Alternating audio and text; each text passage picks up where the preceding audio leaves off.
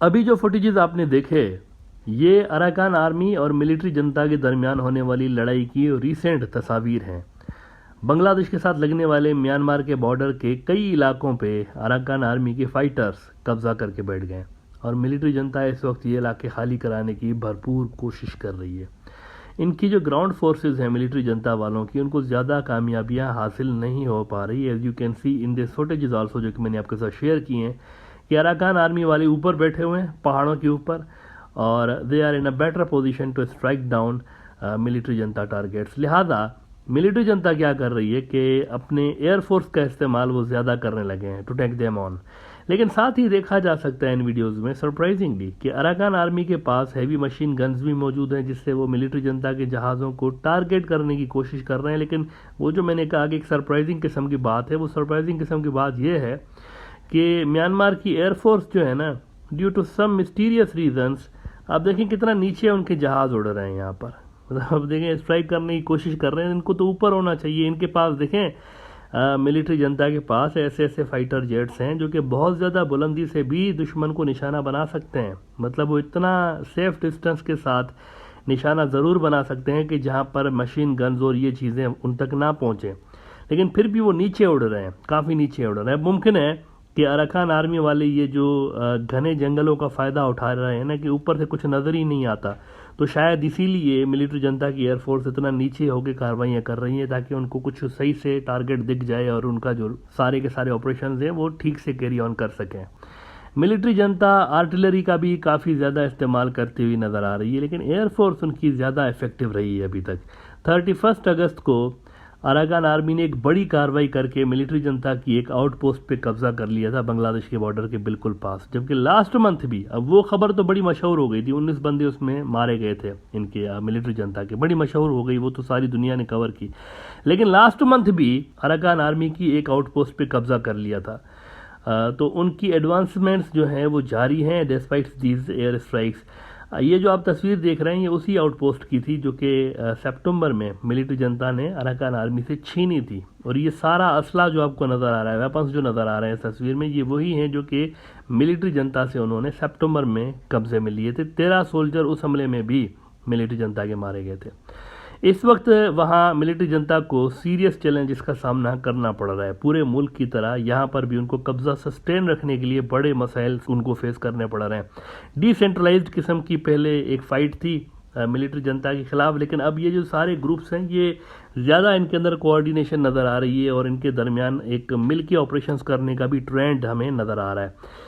बांग्लादेश के लिए जो सबसे ज़्यादा कंसर्न वाला एरिया है ना, जहाँ पर कुछ गड़बड़ होती है तो उसका सीधा असर बांग्लादेश पे पड़ रहा होता है, वो ये वाला है मोंगडा का इलाका, क्योंकि इसका बॉर्डर जो है वो बांग्लादेश के साथ लगता है और इसके अंदर भी पूरे रखाइन स्टेट की तरह शदीद लड़ाई जारी है इस वक्त। अगर अराकान आर्मी का यहाँ पर पूरा कंट्रोल हो गया ना, तो शायद बांग्लादेश की बाकी के म्यांमार से कनेक्टिविटी ख़त्म तो ना हो, लेकिन लिमिटेड ज़रूर हो जाएगी। ख़त्म इसलिए नहीं हो सकती क्योंकि इंडिया का जो प्रोजेक्ट है ना, जिसमें वो मिजोरम को म्यांमार से लिंक कर रहे हैं, वो जो 7 सिस्टर स्टेट्स हैं इनकी नॉर्थ ईस्टर्न रीजन में, इसमें से एक मिजोरम है, मिजोरम को वो म्यांमार से लिंक करने की कोशिश कर रहे हैं। तो मैं समझता हूँ कि इस इंडियन प्रोजेक्ट को बांग्लादेश भी यूज़ कर सकता है। Even if Arakan army takes control of entire Rakhine state and still Bangladesh decides not to recognise them, और मिलिट्री जनता को ही अगर वो फिर भी रिकॉग्नाइज करते हैं अराकान आर्मी का रखाइन स्टेट ले जाने के बाद भी, तो फिर वो ये यूज़ करेंगे ये जो इंडियन प्रोजेक्ट है। अगर आप ये मैप देखें ना, इंडिया का एक बड़ा प्रोजेक्ट यहाँ पर चल रहा है, वो जो एक चाइना म्यांमार इकोनॉमिक कॉरिडोर है ना, उसकी तरह यहाँ पर इंडिया भी एक बहुत बड़ा प्रोजेक्ट यहाँ पर रन कर रहा है। इसको कहते हैं मिजोरम म्यांमार कालाधन रोड प्रोजेक्ट। इसको अराकान आर्मी वाले ऐसे ही नहीं टारगेट कर रहे। आपने इंडिया की शिकायतें सुनी होंगी कि अराकान आर्मी वाले हमारे कालाधन प्रोजेक्ट को टारगेट कर रहे हैं, वो ऐसे ही नहीं कर रहे। असल में ये जो प्रोजेक्ट है ना, ये इंडिया को और बांग्लादेश को एक अल्टरनेट रूट दे सकता है। Even if Rakhine state military जनता के हाथ से निकल जाती है ना, तो भी बाकी का म्यांमार इनके साथ कनेक्ट हो सकता है, दोनों मुल्कों के साथ। समंदर का हिस्सा निकाल भी देंगे तो थ्रू रोड बांग्लादेश और इंडिया जो है वो तीनों मुल्क और म्यांमार ये कनेक्ट हो सकते हैं इस प्रोजेक्ट के ज़रिए। इंडिया ने China Myanmar Bangladesh economic corridor में शामिल होने से इनकार कर दिया था। उसके बाद इस कालाधन प्रोजेक्ट की अहमियत और ज़्यादा बढ़ गई थी और ये भी खबरें हैं कि इंडिया इस प्रोजेक्ट को आसियान के दूसरे मुल्कों तक फैलाने का सोच रहा है और अमेरिकन के साथ ये डिस्कशंस उनकी चल रही है कि ये जो प्रोजेक्ट है इसको हम इंडो पैसिफिक इकोनॉमिक फ्रेमवर्क के अंदर शामिल कर दें और चाइना का जो एक वहाँ पर इन्फ्लुएंस है और वो उनका जो BRI चल रहा है उसको इसके ज़रिए लोकली कम्पीट करने की कोशिश करते हैं। अच्छा, अप्रोच इंडिया की दुरुस्त है। ये जो रीजनल कनेक्टिविटी और इकोनॉमिक एक्टिविटीज़ को बढ़ाने के लिए इंडिया जो कुछ भी कर रहा है मैं इसको बुरा नहीं कह सकता हूँ, ये सारे अच्छे प्रोजेक्ट्स हैं उनके। लेकिन मेरे ख्याल से ना ये सारे प्रोजेक्ट्स अगर कोल्ड वार मेंटलिटी के ज़रिए शुरू करवाए जाएँ और उनको इसी तरह से करवाया जाए ना ऑपरेट, तो इंडिया को फिर वही नुकसान फेस करना पड़ेगा जो कि उसने अफगानिस्तान के अंदर फेस किया। कई अरब डॉलर्स के इंडियन प्रोजेक्ट्स थे जो कि अफगानिस्तान के लिए हकीकतन बेनिफिशियल प्रोजेक्ट्स हैं, ऐसी बात नहीं है। इंडिया ने हकीकतन वहाँ पर अच्छे काम भी किए हुए हैं, लेकिन आप देखें कि वो कोल्ड वार वाली मेंटलिटी वहाँ पर जब रखी गई कि भाई पाकिस्तान के खिलाफ काम करना है, चाइना को कम्पीट करना है, तो नहीं हो पाया काम। वो इन्वेस्टमेंट तकरीबन डूबी हुई है वहाँ पर। इधर भी ऐसा ही हो सकता है। इसको ओवरकम करने के लिए, इस थ्रेट को ख़त्म करने के लिए ज़रूरी ये है कि इंडिया को कोऑपरेट करना चाहिए चाइना के साथ भी और बांग्लादेश के साथ भी, और हो सके तो BRI को लिंक करा दें इसके साथ। चलें इंडिया शामिल नहीं है और ऑफिशियली उसके साथ शामिल ना हो BRI के अंदर, दैट्स फाइन, क्योंकि इंडिया का एक प्रिंसिपल स्टांस है कि भाई वो जो आपका BRI है वो पाकिस्तान के अंदर हमारी टेरिटरी से गुजर रहा है और आपने हमारी टेरिटरी पे पाकिस्तान के साथ मुआहदे किए हुए हैं, आपको हमारे साथ करने चाहिए थे।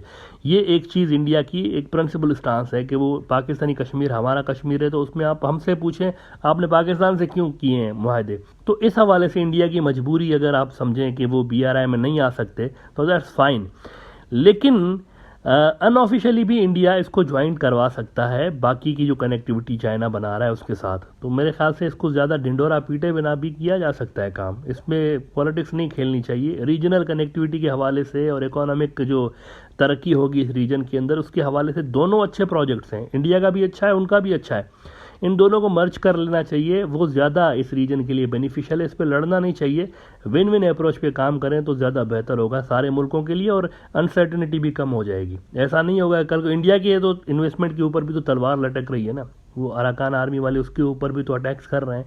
इसी तरह चाइना के जो प्रोजेक्ट्स हैं उनको भी थ्रेट ज़रूर है, वहाँ पर बहुत सारे ऐसे ग्रुप्स हैं जो कि एंटी चाइना है। तो मेरे ख्याल से अगर कंबाइन हो जाए ना तो अनसर्टिनिटी जो म्यांमार के अंदर दोनों मुल्कों की इन्वेस्टमेंट है ना उसके ऊपर कम हो जाएगी, and that will be a better option for these two countries.